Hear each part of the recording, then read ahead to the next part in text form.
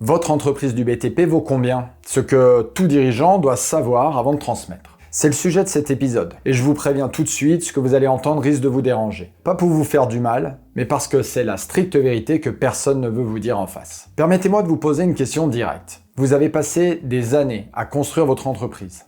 Des années à vous lever tôt, à gérer les chantiers, les imprévus, les clients, les fournisseurs, les salariés, des années à tout porter sur vos épaules. Et si demain, quelqu'un vous demandait combien vaut tout ça?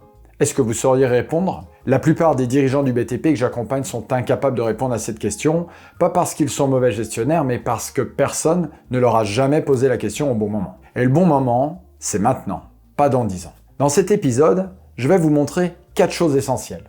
D'abord, pourquoi attendre la retraite pour penser à la transmission de votre entreprise, c'est l'une des erreurs les plus coûteuses que vous puissiez faire. Ensuite, ce que vaut vraiment votre entreprise aux yeux d'un acheteur et pourquoi la réponse surprend presque tout le monde. Puis, les 3 choses concrètes que vous pouvez commencer à construire dès cette semaine pour augmenter la valeur de votre boîte. Et enfin, comment passer d'un état d'esprit d'artisan indispensable à celui d'un dirigeant qui bâtit quelque chose qui lui survit. Restez bien avec moi jusqu'au bout parce que le 4e bloc est celui qui change tout. C'est celui qui transforme la façon dont vous gérez votre boîte au quotidien, bien avant même de penser à la vendre. Commençons par casser une croyance bien ancrée dans le BTP. La transmission, c'est un sujet pour les vieux. J'ai encore le temps. Je verrai ça quand je serai prêt à partir. Je l'entends tout le temps, et à chaque fois, j'ai envie de répondre la même chose. Vous n'avez pas le temps que vous croyez avoir. Voici pourquoi. Préparer correctement la transmission d'une entreprise, ça prend entre 3 et 7 ans. Pas 3 mois, pas 1 an, entre 3 et 7 ans. C'est le temps qu'il faut pour structurer, pour rendre votre entreprise indépendante de vous, pour trouver le bon repreneur, pour négocier dans de bonnes conditions et pour ne pas brader ce que vous avez mis des années à construire. Alors si vous avez 55 ans et que vous pensez partir à 62 ans, vous avez déjà commencé à accumuler du retard. Et si vous avez 40 ans, et que vous vous dites que c'est trop tôt pour y penser, c'est exactement maintenant qu'il faut commencer. Mais il y a une autre raison encore plus difficile à entendre. La vie ne vous demande pas votre avis. J'ai accompagné des dirigeants du BTP qui ont dû céder leur entreprise en urgence.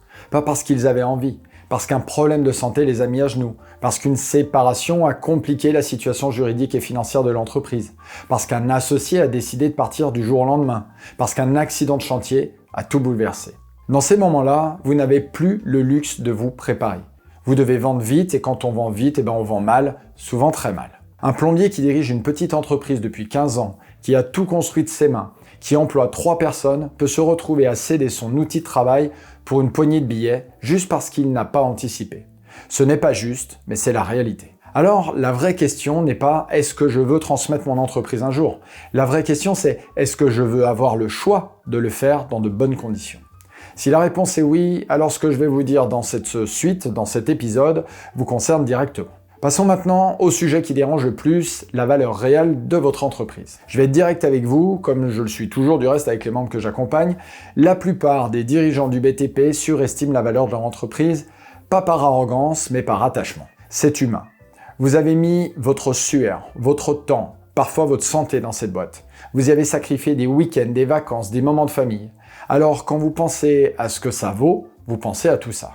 Mais un acheteur, lui, ne pense pas à ça. Un acheteur regarde 3 choses fondamentales.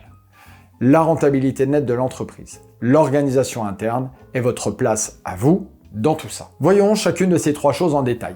La rentabilité nette pour commencer. Un acheteur veut savoir combien l'entreprise génère réellement comme argent disponible une fois que toutes les charges sont payées. Pas le chiffre d'affaires, pas ce que vous facturez, ce qui reste vraiment. Et là, beaucoup de dirigeants du BTP ont une mauvaise surprise. Parce que quand on sort les vrais chiffres, les vrais coûts, la vraie rémunération du dirigeant, on se rend compte que la marge nette est souvent beaucoup plus faible qu'on ne le pensait. Un électricien qui fait 400 000 € de chiffre d'affaires avec 2 salariés et qui pense que son entreprise vaut une fortune peut déchanter quand on calcule qu'il lui reste 30 000 € de résultat net à la fin de l'année. C'est comme si vous vendiez une voiture en pensant qu'elle vaut 20 000 € parce qu'elle a toujours bien roulé, mais que le moteur est usé et les freins à refaire. L'acheteur, lui, il en a absolument rien à faire. Lui, ce qu'il voit, c'est le moteur et les freins. Passons maintenant à l'organisation interne. Un acheteur va regarder comment votre entreprise fonctionne au quotidien. Est-ce qu'il y a des processus clairs? Est-ce qu'il y a des outils de gestion? Est-ce qu'on sait comment un chantier est suivi du début à la fin? Est-ce qu'il y a des fiches de poste, des habitudes de travail, des façons de faire qui sont écrites quelque part? Ou est-ce que tout est dans votre tête? Et c'est là que beaucoup de petites entreprises du BTP perdent de leur valeur sans le savoir. Tout ce qui est dans la tête du dirigeant, ça se vend pas, ça ne se transmet pas, ça part avec vous le jour où vous partez. Et enfin, pour finir, le point le plus important, votre place à vous dans l'entreprise. Voici la question que se pose un acheteur avant d'acheter une entreprise du BTP. Si le patron part demain, est-ce que l'entreprise continue à tourner? Si la réponse est non, la valeur s'effondre. Parce que ce que vous vendez, ce n'est pas vous. C'est une machine qui tourne, un outil qui génère du chiffre et de la rentabilité, avec ou sans vous. Et dans beaucoup d'entreprises artisanales du BTP, la réalité, c'est que si le patron disparaît, les clients partent, les salariés ne savent plus quoi faire et les chantiers s'arrêtent. Ce n'est pas un reproche, c'est souvent le résultat d'années de travail acharné où vous avez tout fait vous-même parce que c'était plus rapide, parce que vous étiez le meilleur, parce que c'était votre boîte. Mais du point de vue d'un acheteur, une entreprise qui repose entièrement sur son dirigeant n'est pas une entreprise, c'est un emploi. Et un emploi, ça se vend pas au même prix qu'une entreprise. C'est la vérité et c'est dit avec bienveillance parce que comprendre ça maintenant, c'est avoir le temps de changer les choses. Justement, parlons de ce que vous pouvez changer. Et bonne nouvelle, c'est beaucoup plus concret qu'on ne le croit. Il y a 3 choses à construire dès aujourd'hui pour valoriser votre entreprise.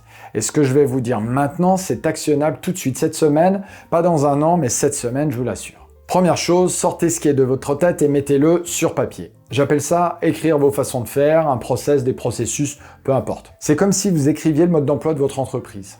Comment répondez-vous à un appel d'offres? Comment préparez-vous un chantier avant de le démarrer? Comment gérez-vous un client mécontent? Comment réceptionnez-vous une livraison de matériaux? Comment vérifiez-vous qu'un chantier est bien terminé avant de facturer? Tout ça, vous le faites probablement de façon presque automatique. Vous ne vous en rendez pas compte tellement c'est ancré en vous et ancré dans les modes de fonctionnement de l'entreprise. Mais ça n'existe nulle part en dehors de vous, en dehors de votre tête. Un couvreur que j'accompagne avait cette habitude de toujours appeler son client la veille du démarrage d'un chantier pour confirmer l'heure d'arrivée et vérifier que l'accès au toit était dégagé. Simple, efficace, 0 perte de temps le matin, 0 mauvaise surprise. Mais personne d'autre dans son équipe ne faisait ça, parce que c'était écrit nulle part. Le jour où vous écrivez vos façons de faire, vous faites 2 choses en même temps. Vous formez vos équipes plus facilement et vous construisez quelque chose qui a de la valeur aux yeux d'un repreneur. Commencez par une seule fiche cette semaine. Une seule. La façon dont vous gérez le premier contact avec un client potentiel par exemple. Écrivez-la en 10 minutes. Et la semaine prochaine, vous en faites une autre. C'est comme ça qu'on construit pierre après pierre ces processus de fonctionnement pour son entreprise. Deuxième chose, diversifiez votre portefeuille client. C'est l'un des points qui fait le plus baisser la valeur d'une entreprise aux yeux d'un acheteur. Si un seul client représente plus de 30 à 40% de votre chiffre d'affaires, vous avez un problème. Ce n'est pas forcément visible tant que vous êtes là, mais un acheteur le voit tout de suite. Et il se dit, si ce gros client part avec la cession, l'entreprise perd la moitié de son activité. C'est un risque et les acheteurs ne paient pas cher ce qui est risqué. Alors la question pratique que je vous pose, qui sont vos 5 plus gros clients aujourd'hui et quel pourcentage de votre chiffre d'affaires représente chacun d'eux? Si l'un d'eux dépasse 30%, vous savez ce que vous avez à faire. Non pas le perdre, mais développer les autres. Prospecter de nouveaux chantiers, travailler votre réseau, répondre à des appels d'offres que vous laissez passer parce que vous avez déjà suffisamment de boulot. Pour exemple, un charpentier qui travaille principalement pour un promoteur immobilier local, c'est fragile. Le promoteur ralentit ses projets, le charpentier perd la moitié de son activité du jour au lendemain. Construire une base client diversifiée, c'est construire une entreprise solide pour vous aujourd'hui et pour un repreneur demain. Troisième chose, investissez dans votre équipe. Et quand je dis investir, je ne parle pas uniquement d'argent. Je parle de temps, de confiance, de responsabilité donnée. Est-ce qu'il y a quelqu'un dans votre équipe qui pourrait tenir le fort si vous étiez absent 2 semaines? Un chef de chantier, un compagnon expérimenté, quelqu'un qui connaît vos façons de faire, qui gère les relations avec les clients sur le terrain, qui sait prendre une décision sans vous appeler toutes les 5 minutes. Si la réponse est non, c'est votre chantier prioritaire des prochains mois. Former quelqu'un à monter en responsabilité, ça prend du temps. Ça demande de lâcher prise sur les choses que vous faites vous-même depuis des années. C'est inconfortable, parfois frustrant, parce que cette personne ne fera pas les choses exactement comme vous. Elle fera des erreurs, et vous allez parfois avoir envie de reprendre la main. Mais si vous ne le faites pas, dans 10 ans, vous serez encore aussi indispensable qu'aujourd'hui et votre entreprise vaudra beaucoup moins que ce qu'elle pourrait valoir. Un maçon que j'ai accompagné a mis 1 an à faire monter son chef d'équipe en chargé d'affaires. 1 an de formation de terrain, de délégation progressive, d'explication patiente. Mais au bout d'1 an, ce maçon pouvait s'absenter 1 mois complet sans que rien ne dérape. C'est ce qu'on appelle une vraie progression, et c'est ce qui rend une entreprise transmissible. Venons-en maintenant au 4e point. Celui qui, j'en suis convaincu, est le plus important de cet épisode. Passer de mon entreprise c'est moi à mon entreprise a de la valeur sans moi. C'est un changement de façon de penser, radical. Et c'est peut-être le plus difficile pour un artisan ou un dirigeant du BTP. Parce que dans le BTP, votre identité est souvent liée à votre entreprise. Vous êtes le dirigeant et votre boîte, c'est votre fierté. Vous êtes un artisan et votre réputation, c'est celle de votre entreprise. Vous avez grandi avec ça, vous vous êtes battu pour ça. Et quelque part, au fond de vous, l'idée que l'entreprise puisse tourner sans vous, ça ressemble presque à une menace. Comme si vous deveniez inutile. Je comprends ça, et je veux vous dire quelque chose d'important. Se rendre moins indispensable dans son entreprise, ce n'est pas perdre son rôle, c'est l'élever. Un dirigeant qui passe ses journées à poser des carreaux, à réparer des fuites, à courir d'un chantier à l'autre parce que personne d'autre ne peut le faire, ce dirigeant est un excellent artisan, mais il n'est pas encore un vrai chef d'entreprise. Un vrai chef d'entreprise, c'est quelqu'un qui construit un système, qui pense à la stratégie, qui choisit les bons chantiers, qui développe les bons partenariats, qui forme les bonnes personnes, qui regarde les chiffres et prend les bonnes décisions. Et qui peut s'absenter 2 semaines sans que tout ça s'effondre. Ce changement de posture, je l'ai vécu moi-même. Pendant des années, j'ai cru que tout reposait sur moi, que si je n'étais pas là, rien ne fonctionnerait. Et finalement, cette conviction ne m'a pas rendu service. Elle m'a enfermé, elle m'a empêché de grandir, et elle a failli me coûter très cher. C'est en apprenant à construire des systèmes, à déléguer vraiment, à écrire les façons de faire et à faire confiance à des gens compétents que les choses ont changé.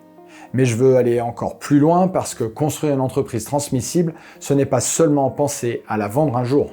C'est construire une entreprise plus solide, plus libre, plus agréable à diriger dès aujourd'hui. Quand votre entreprise ne dépend plus uniquement de vous, vous dormez mieux. Vous passez du temps de qualité avec vos proches sans avoir le téléphone qui sonne toutes les heures. Vous prenez des vacances sans angoisser. Vous pouvez tomber malade 1 semaine sans que les chantiers partent en vrille. Ce n'est plus un rêve lointain, c'est le résultat concret d'un travail de fond sur votre organisation et ça commence par une question simple que je vous invite à vous poser ce soir. Pas demain, ce soir. Si je n'étais pas là pendant 6 mois, qu'est-ce qui se passerait dans mon entreprise? Prenez le temps d'y réfléchir et d'y répondre honnêtement. Sans vous juger, sans vous défendre, juste regardez la réalité en face. Parce que cette réponse, elle dira exactement où vous en êtes. Et elle vous donnera la feuille de route pour aller là où vous voulez aller plus tard. Alors, je vous propose une synthèse rapide de cet épisode. Préparer la transmission de son entreprise, ce n'est pas un sujet de retraite, c'est un sujet de dirigeant lucide qui veut avoir le choix de partir dans de bonnes conditions le moment venu. La valeur de votre entreprise dépend de sa rentabilité réelle, de son organisation et surtout de sa capacité à tourner sans vous. Vous pouvez commencer dès maintenant à construire de la valeur en écrivant vos façons de faire, en diversifiant vos clients et en faisant monter votre équipe en responsabilité. Et ce changement de posture, passer d'artisan indispensable à dirigeant bâtisseur, c'est ce qui vous donnera à la fois une entreprise transmissible demain et une vie plus libre aujourd'hui. Si cet épisode vous a apporté quelque chose, faites-le savoir avec un pouce bleu. Ça ne prend qu'une seconde et ça m'aide énormément à continuer à produire ce contenu pour vous. Abonnez-vous à la chaîne si ce n'est pas encore fait pour ne manquer aucun épisode. Et dites-moi en commentaire, est-ce que vous avez déjà pensé à la valeur de votre entreprise? Est-ce que cette question vous avait déjà traversé l'esprit? Je lis tous vos commentaires et je vous réponds personnellement. Si vous sentez que votre entreprise repose trop sur vous, que vous voulez commencer à changer ça de façon structurée et accompagnée, jetez un œil à ce que je propose dans BTP Performance. C'est exactement ce type de travail de fond que nous faisons ensemble avec les dirigeants du BTP. Je vous dis à très bientôt et d'ici là, prenez soin de vous.